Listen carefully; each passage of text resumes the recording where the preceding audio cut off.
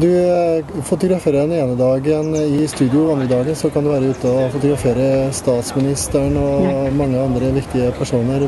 Hvordan er det å jobbe med så vidt forskjellige typer fotograferinger?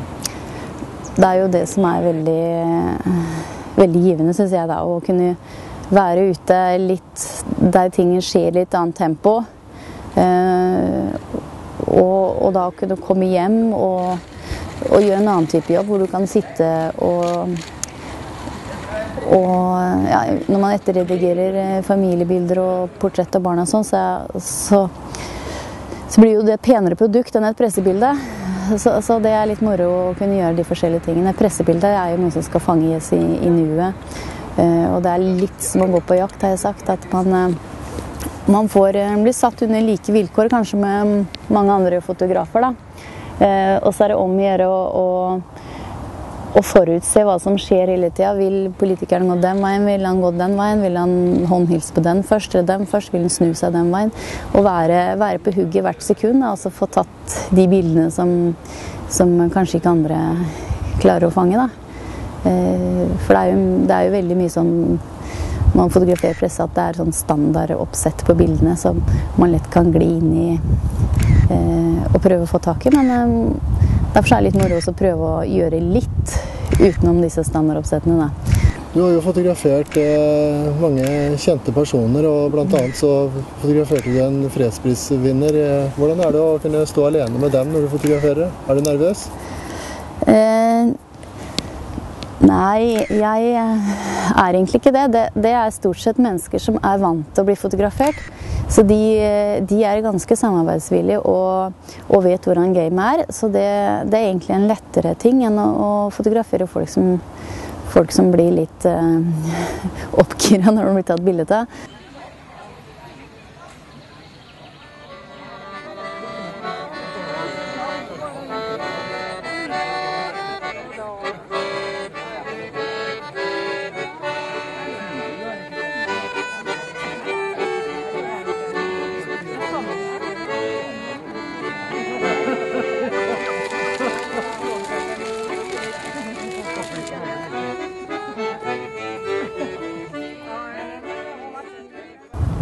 Så jeg henter inspirasjon både fra naturen, jeg henter det fra blader, fotoblader, jeg henter det fra internett. Jeg kan se et fint bilde, et reklamebilde når man går forbi en butikk og få en inspirasjon til, ikke helt lik nødvendigvis, men å gjøre det på en annen måte, da, så ja.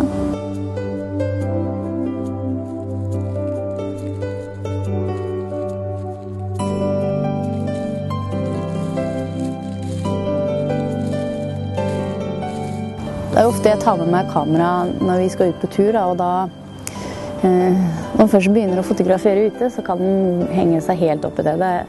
Naturen er jo skapt så vakkert, og det er jo så mange små detaljer, strukturer og former ute i naturen som inspirerer meg. Så når jeg først setter i gang, da, så går timene fort når jeg begynner å fotografere ute. Og det er veldig spennende, det er en utømmelig kilde å ta av. Motiver å ta av. Og man kan komme til et sted som virker veldig kjedelig, og så tar man fram kamera og begynner å titte inn i linsa, så er det et vell av flotte motiver. Og man ser strukturer, man ser former, man ser farger og skygger, og ja, det er masse vakkert. Det er nesten som man får lyst til å forstørre opp de små detaljene ute i naturen og kle hele stueveggen med det. Den freden og roen som er ute, og fotografere, få fram stillheten og det vakre og det som er alt i naturen er jo vakkert for øyet. Det gir veldig mye glede. Jeg merker at de bildene som jeg tar, jeg vil gjerne ha fram det vakre i dem. Det stemningsfulle, det litt sarte og stille. Det tiltrekker meg.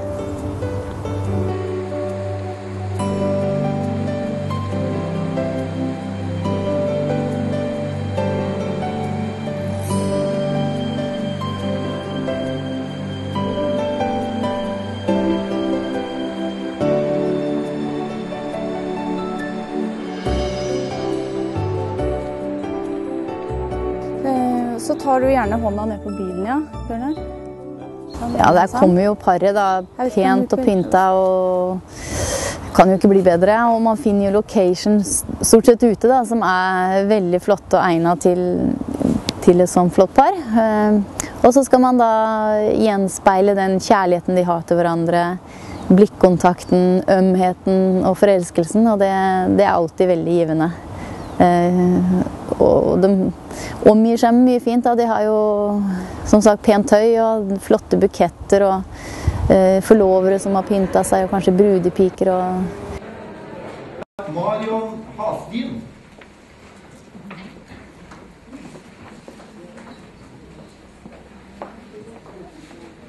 «78 poeng i bryllupskategorien». Det veldig mye pent når det gjelder bryllupsfotografering, det blir jo det.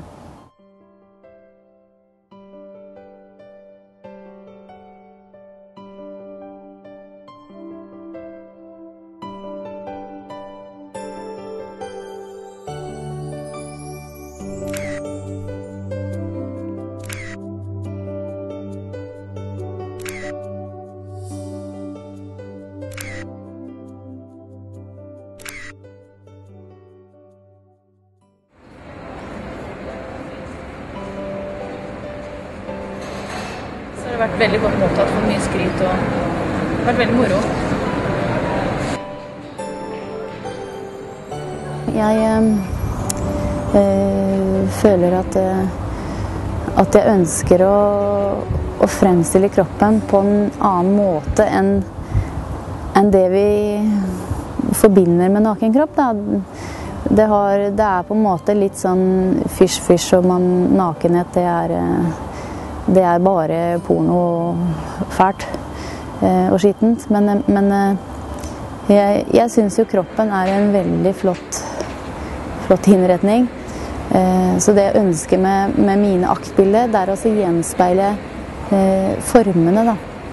Og det gjør jeg da med lys og skygge, og vri på modellen så